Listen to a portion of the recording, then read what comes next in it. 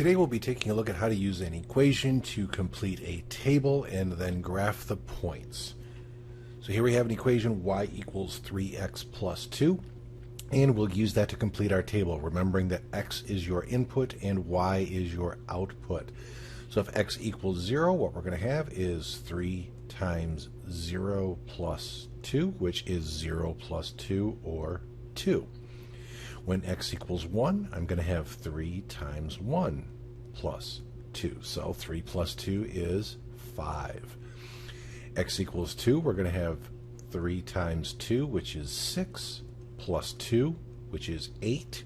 And by now you're starting to see a pattern where we have y going up by 3 every time, 2 to 5 to 8. So I'm going to make a prediction here, and I'm going to go ahead and guess that my next point, or my next value of y, will be 11, and I'm going to check that with my work. So I'll take 3 times 3, which is the value of x, so 3 times 3 is 9, plus 2, sure enough, gives me 11.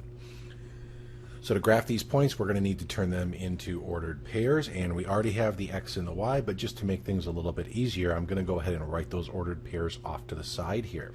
So our first point would be 0, 2. Second point would be 1, 5. Third point would be 2, 8. And then my fourth point would be 3, 11. So let's go ahead and graph those. So here I have 0, 2. Then I have 1, 5. 3, 8.